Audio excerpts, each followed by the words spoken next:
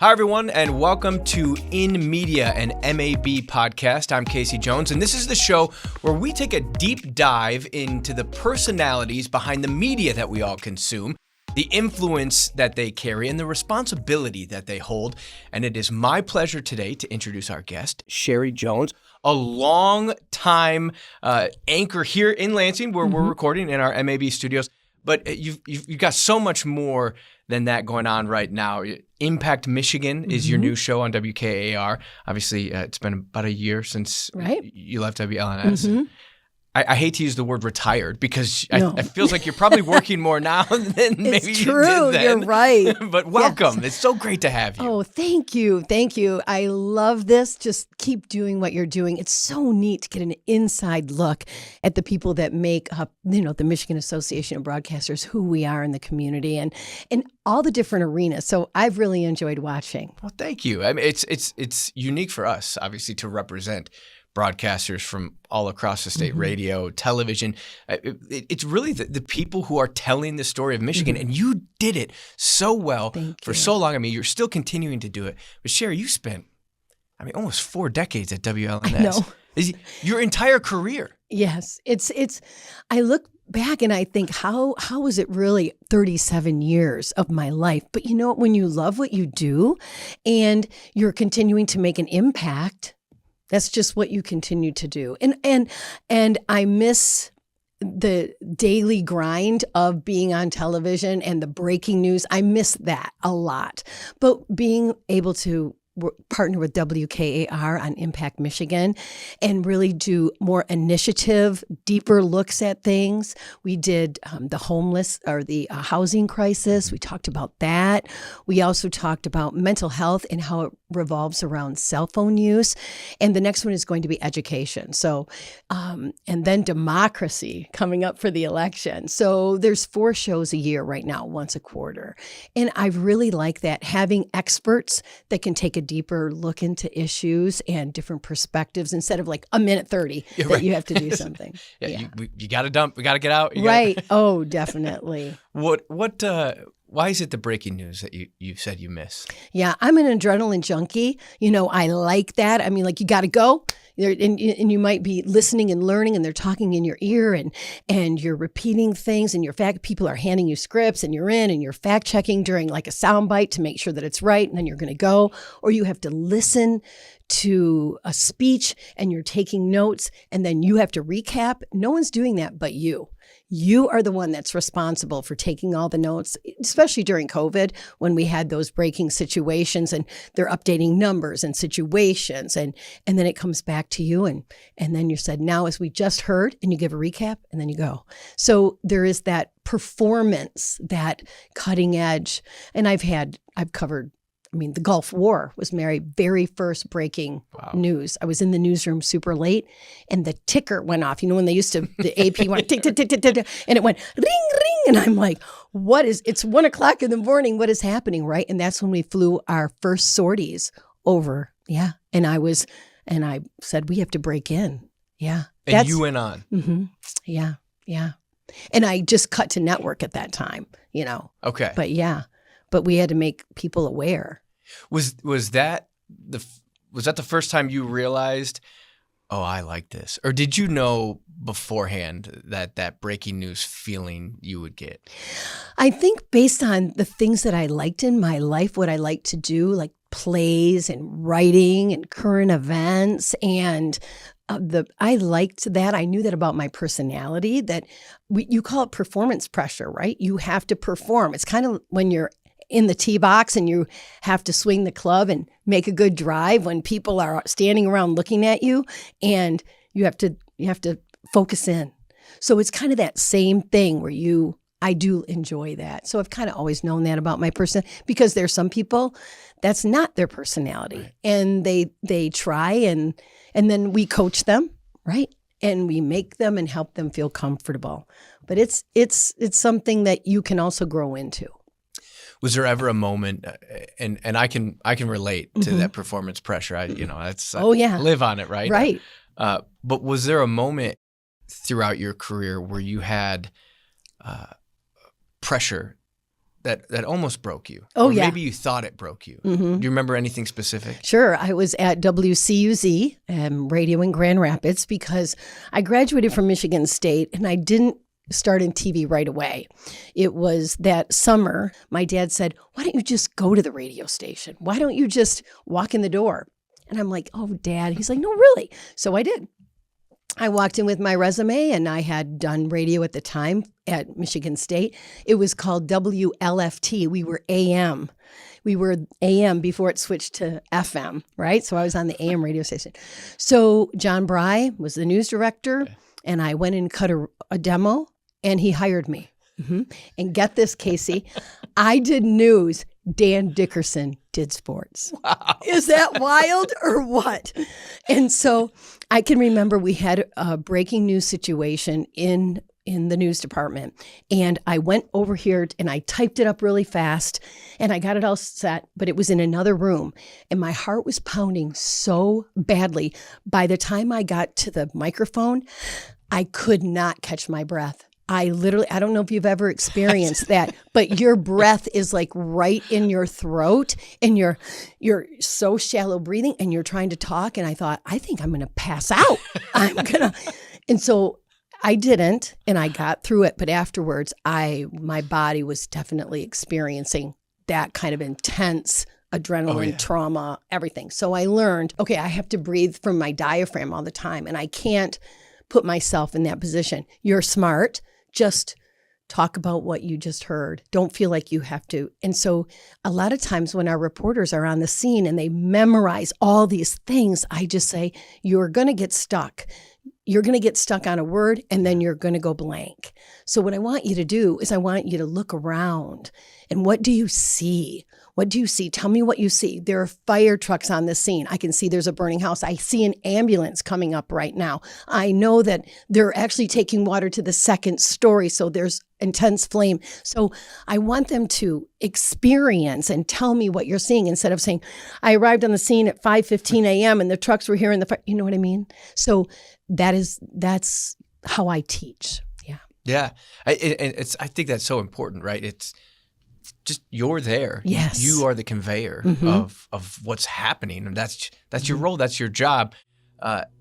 When did you get comfortable teaching?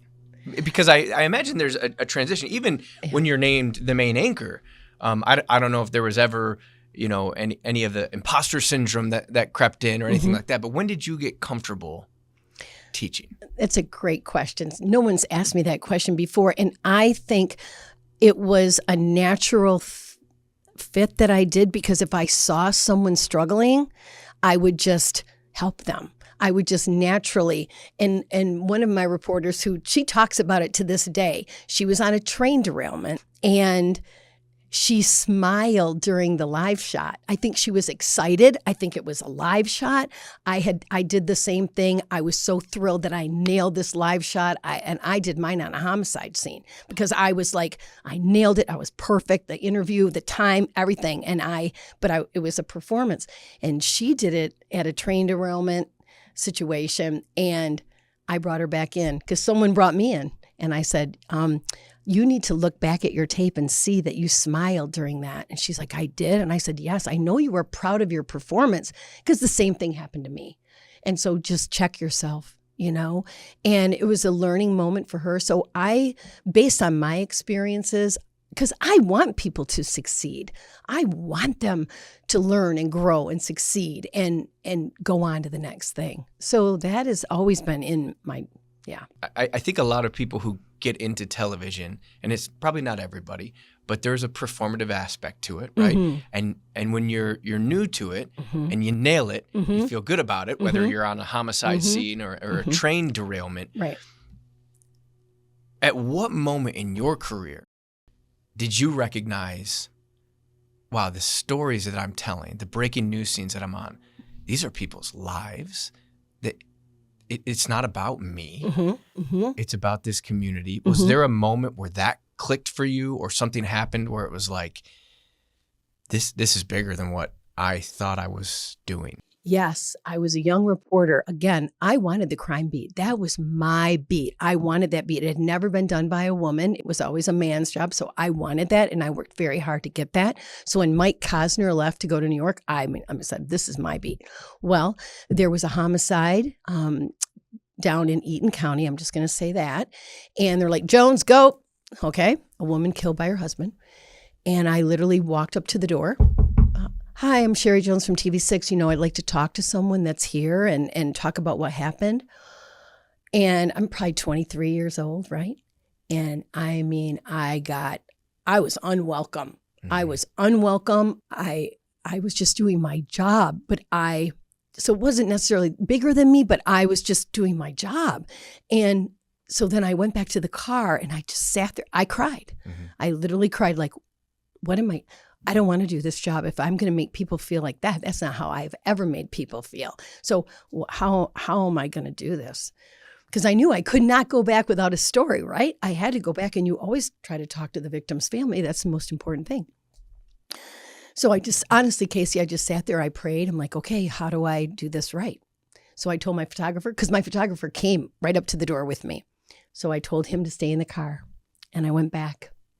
And I said, I am so sorry that you are going through this. And I just want to talk to you because I understand, I've heard that this is a domestic violence situation. And why don't we talk about that? Why don't we talk about why this happened? Not what happened, but why this happened.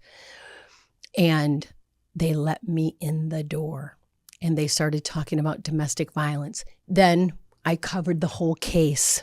When he came up for his reviews, when they come up for review to see if he can get out, the family would call me. And so treating your story, like humans, instead of saying, I have to get the story, but how can I humanize that? How would I want to be treated if this were me? That's how so at 23, I learned a big lesson. Does it take getting a door slammed in your face? I hope not. I was probably just too young. No one taught me. Right. No one taught me that human part of interviewing, what makes a good interview. How do you empathize with victims' families? Empathy. How would you want to be treated in this position? Like, how do you feel? Like, how many times do we hear that? Don't ask that question. You know what I say? I say, how does your heart feel? How is your heart? How was your heart changed? I learned that from Brad Edwards. Those are some of the lessons that I've learned. It's made me a better interviewer, makes me more compassionate, empathetic. I mean, I am by nature, right? But this job can harden you. Right. And also, some people, my wife used to tell me, like, you don't understand how fortunate you are. Mm-hmm. Like, your work is like, people see it and they either applaud it or they tell you what you're doing wrong, but you're getting feedback constantly. People don't go to work every single day and get that kind of response to the work they do. You're lucky in this role. And I think about that often because, you're able to fine tune, but you're also able to be yourself, or maybe some mm-hmm. people in other careers aren't able to be themselves and bring that empathy in. When I was reporting, I used to think, like, what a privilege this is. Yes. To be welcomed into a living room, whether mm-hmm. it's a grieving family or a family that's celebrating something, they're welcoming you into their, most intimate moments. Mm-hmm. When was that shift in you where you realized these moments, these stories that I'm mm-hmm. telling, they're actually impacting others outside of just that living room? Mm-hmm. It's reaching more people mm-hmm. and changing lives. When did you realize that? I've always worked with parents of murdered children and done my Crime Stoppers and helped people talk about their sons or daughters letting me into the living room, and also following some cases for 16 years and getting a conviction, or 14 years and getting a conviction. But knowing that we haven't forgotten you, the police, all of their cases are just getting more. But, I'm going to tell this story to make sure that you know that you're not forgotten, and maybe someone will come forward with something. So that I've always gotten from that community, right? However, when partnering with Jam Sardar, my news director, on some of these bigger initiatives like the opioid crisis, because I worked with the Jackson County Sheriff's Department, and I saw what was happening way before the national conversation about addiction to opioids, I was seeing, well, I knew this. So I talked to Jam and we said, okay, let's do this initiative. So we did an initiative about the opioid crisis and we told stories and we did town halls. Well, when I went to, say, Horrocks, right? And mothers and uncles and grandmothers were coming up to me and saying, you have no idea. Thank you for talking about that, because my grandson, my nephew, my son, and we've been struggling with this, and but it's quiet. No one talks about it. He had knee surgery, and then he took the medicine, and the next thing you know, he's addicted to heroin because he couldn't manage your brain changes after 30 days on these prescriptions, and you become addicted. But kind of saying, okay, we're going to talk about this. So the broader scope of trying to talk about hard stories, I've done that with mental health, sex trafficking, the opioid crisis, and COVID, the mental health with all of that and how that's affected every single generation. So the feedback, like you're talking about, to be able to hear that and say, my neighbor, her nephew, she called me, and I don't want to cry, but she said, my nephew watched your story. He called his mother and said, I need help. And I just, because they knew me and we were neighbors, and I need help. And she's like, I got you. And he went into rehab, and she literally said, your show saved my son's, my nephew's life, because he had the courage to come forward and say that. So that's a gift. But it's the platform. It's not me. It's the platform. It's the Michigan Association of Broadcasters. It's television and radio and podcasting and the things that we talk about, hard issues that we don't know the ripple effect. And sometimes you get that back. I'm blessed. I hear people are very they're willing to share, write notes, write emails. During COVID, an 87-year-old woman said, you are the calm in the storm. Your voice, your presence, how you do things. Like, that's a gift, right? That's a gift. I mean, that is the power and the essence of local media. Yes. It is the cornerstone of communities. And that's what at the MAB, that's what we try to stress is that, that's what every community needs, is that Sheri Jones to that footing that they need when crisis happens. But, to your point, that it certainly is, it's the megaphone for folks, but it takes somebody to tell those stories, Sheri. And I mean, you tackled them for 40 years, just about. You didn't have to. I mean, you were sitting pretty. You were the main anchor, right? Yes. I mean, you could have been a house cat, and you weren't. Thank you. Why was it important for you to get out there and tell those stories? That's another great question. And I also never lost my edge on TV. And there's a reason why. And everyone knows, well, first I have two ethics. Like, one is I want to be right and not first, because once you're first and wrong, you lose everything, right? So I always want to be right. I don't care about being first. I want to be right. Number two, if someone were watching me for the first time, I wanted them to say, wow, okay, she's credible. I like how she presents the news, or there's something about her. She doesn't make a mistake. Like, I'm paid to be perfect. All the community service and all that, that's me. That was never demanded, required. No, that's just me. So what they paid me to do was anchor the news, right? So I made sure that, no, I'm not perfect, and I did stumble. I made my earrings falling off. I said, instead of defected, I said defecated, right? I mean, that is the worst, right? Is that as bad as it got? Oh, yeah. Can we take that out? No, I'm kidding. But you know what I mean? So, no. But I said, if someone is watching me for the first time, I never mailed it in. Everyone that I worked with, and you can ask anyone, I never mailed it in, because I wanted to make sure that someone watched me, that they were like, okay. Where'd that come from? That's how I was raised. That's just, any job worth doing is worth doing well. Any job. If I was sweeping my dad's mill floors, if I was helping my grandfather in Conklin as a farmer, and I was picking those strawberries and I was selling them at the market, that's just a work ethic. And you use that to carry you through. I'm curious how the young woman from Grand Rapids radio became, the community TV icon in Lansing, Michigan for song, and really across the state. Yeah, I have something on my phone that I'd like to kind of, I took a picture of it, but it starts with a dream, right? My mom, when I was trying to discern what I wanted to do, I either wanted to be a lawyer or a television, a journalist, let's just say that. She had signed me up because there was no internet. Let me back up. There's no internet, so you can't do like a personality test on the internet. So she was a graduate of Western Michigan. So she called them and they said, sure, Sheri can come in for a career test, a personality test. We'll do all these things. So I went there. It came back. She should be a journalist or a lawyer. So, because there are a lot of the same, fact-finding, telling stories, performance. So I said, okay, I'm going to go to Michigan State. I'm going to do the journalism aspect first. And then I'll go back and get my law degree. I can do that. So I thought, okay, well, I want to be on TV. I'd like to be a journalist on television, but I'm going to start in radio. I love the mic. I did radio in Grand Rapids and Lansing here at the first classic rock station, WMMQ. I did that in the morning. I was the morning radio newswoman to the sidekick of Jazz McKay, how I survived that. Love you, Jazz, but oh my word, but I did. And then I would go and do television at night.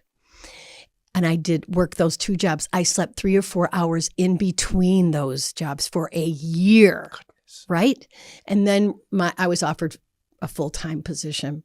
So I left radio. But it starts with a dream. And you add faith, and it becomes a belief. You add action, and it becomes a part of life. You add perseverance, and it becomes a goal in sight. You add patience and time, and it ends with a dream come true.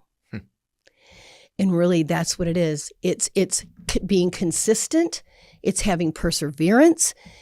It's always realizing that what you're doing is way bigger than you. My time at TV6 was a blessing in my life, but there's a timeline, right? My timeline was from 1989 to 2025. 1988, really, when I started prime time. That's my timeline. It's going to go on. And so you have to do something that you love, that brings you joy, that you're making an impact, but you have to persevere. It's hard. This is a tough job. But if you find those nuggets and those things that you're really giving back, I believe that if you give, it comes back to you. And I did have something else that I wanted to share. Enjoy what you're doing. Life is too short not to love what you're doing. Try to be the best that you can. Focus and concentrate. Trust your instincts and common sense. Give and you will receive. Open a door for someone else. Now, I totally believe that. The more you share, the more you will have. Don't just make a living, make a life. And the possessions you gather, I don't care. Possessions do not define you. It's the people that you know and love who count. And that we're not trees, right? We're not planted. We can make choices. We can move. We can change. Yes. So my retirement was more like a reset. How do I want this next chapter to look like? Or at least the next 10 years? What do I want that to look like? And so starting helping WKAR, I've always loved WKAR, starting a podcast, Hope in Action, to positive stories on the nonprofits that are happening in our community. It's been such a joy to lift, right? Especially in this, in the time and where we are with nonprofits who are struggling, to give them a voice. That's been a lot of fun. One of the things that you said is we're not trees, we're not planted here. We're free to move and go. And, in this industry, that is typically something that happens quite a bit. Yeah, you see a star rising and people are like, oh, they won't be here for long. And I'm sure that there was a time in your early days in Lansing where people were like, oh, she's good. Well, she won't be here for long. And then 37 years later, there you were saying goodbye in May of 2025. You most certainly could have jumped to a larger market, chased a different dream. What was that ever a temptation And what kept you here? Well, family kept me here, right? My parents were on the west side of the state. Rocco's parents are on the east side of the state. I love Michigan State. I love to be able to, I love this community, and the community loved me.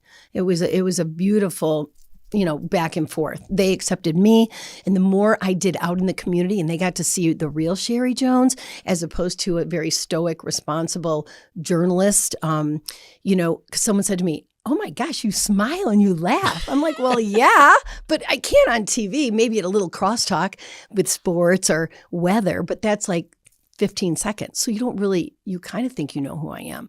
So being out in the community and helping nonprofits and people learning and hosting, right, got to see who I was. But raising my kids in mid-Michigan was the schools and the opportunities and the camps and the gifted and talented programs at Michigan State, and then having all the sports programs. And if I wanted to go to the lake, it was an hour and 15 minutes. And if I want to go to Detroit and watch awesome sports or do anything there, it's an hour and 15 minutes. So mid-Michigan was a beautiful place to stay. I loved raising my kids there. Now they're all adults and they're off and they're thriving. That's wonderful.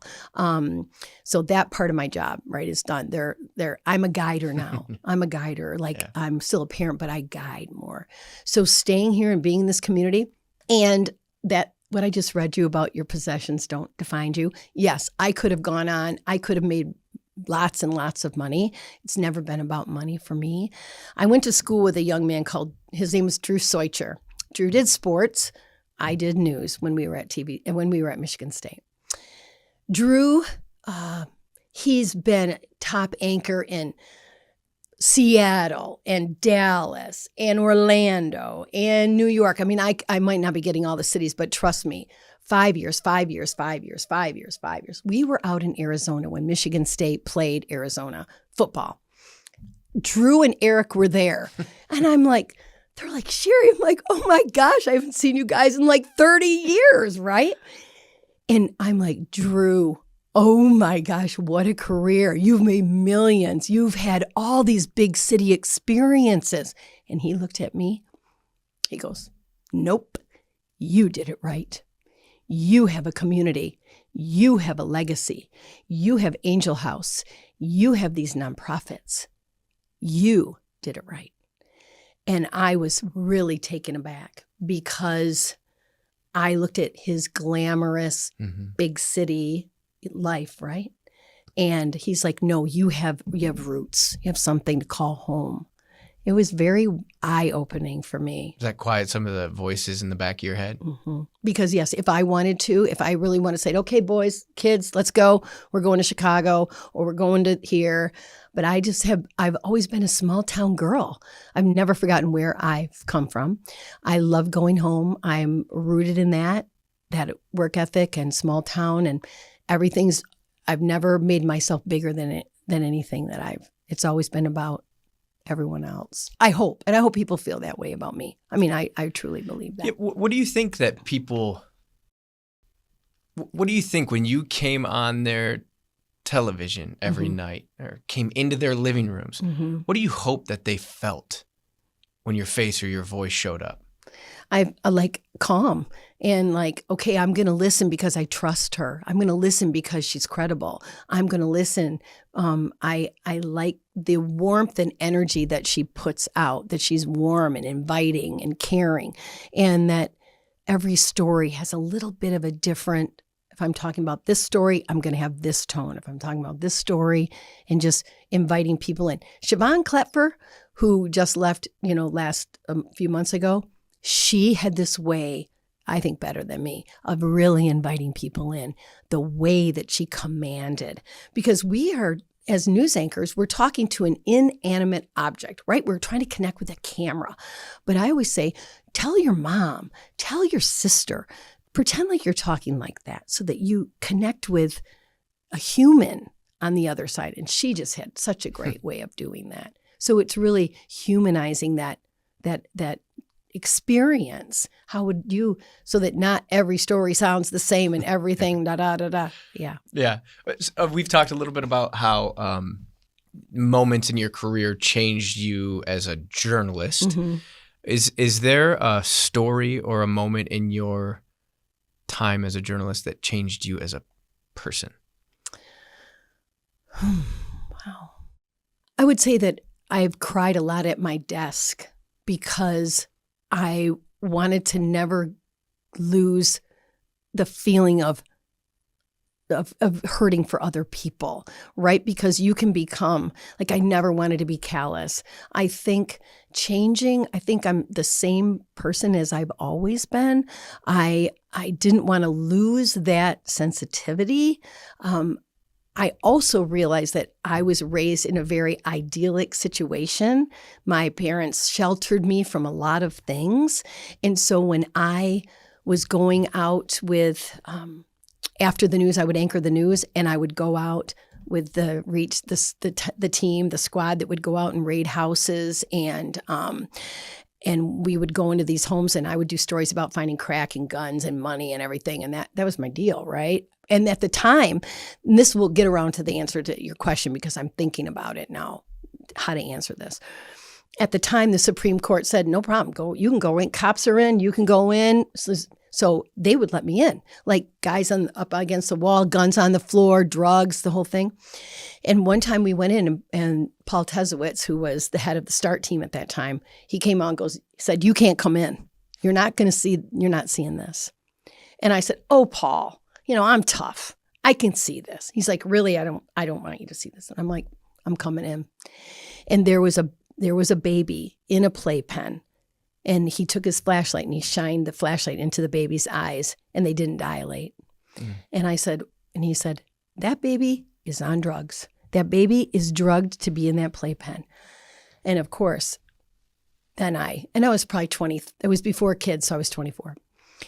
And that changed my heart because I realized people, like how I grew up, and people live and come from all different circumstances. But that moment I was realizing there are so many people hurting.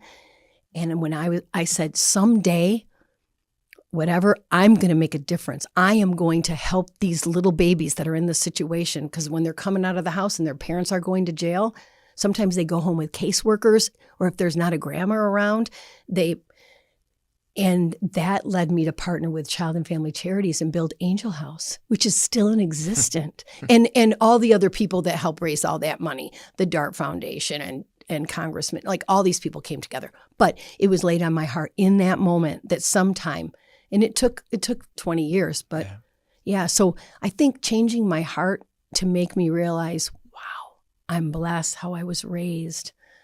It opened my eyes to a whole new world out there. Would you say that of your career, what you're proudest of is perhaps not what you did on television?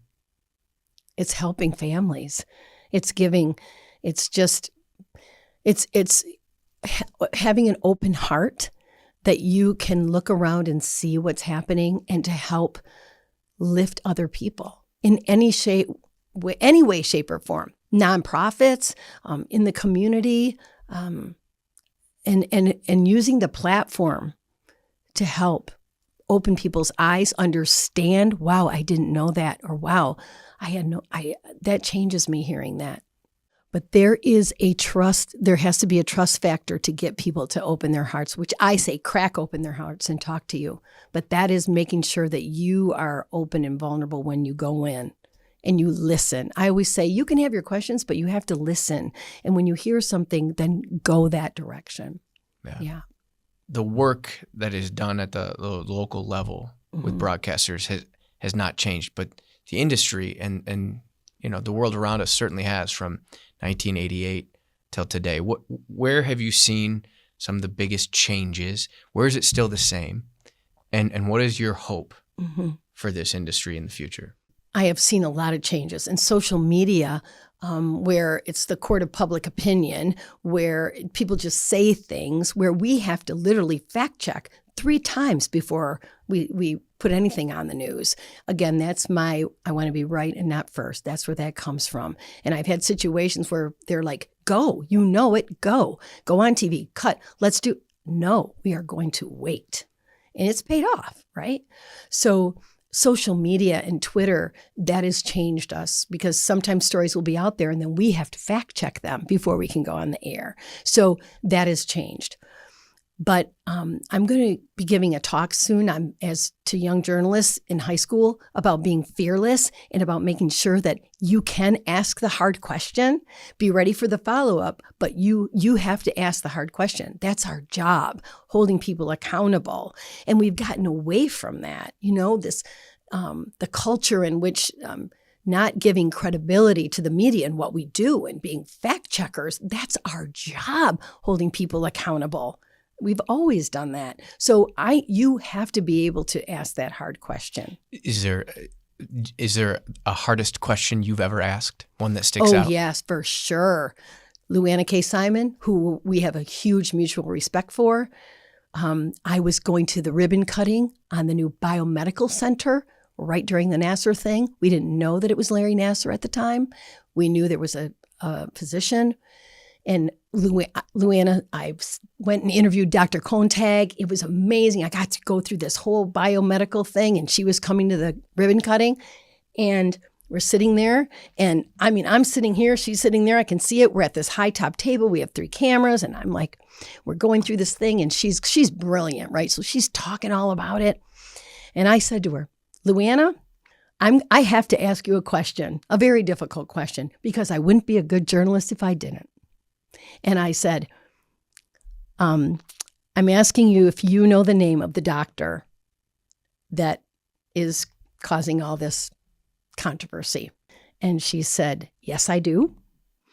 And she wouldn't say who it was, but she did acknowledge at the time. Mm-hmm. She acknowledged that she didn't use his name, but she talked about his role, what he did, what the accusations were. And so she admitted as much as she could because there was the investigation, but that was a statement. And I came back and I told, my news director at the time, I did get her to confirm.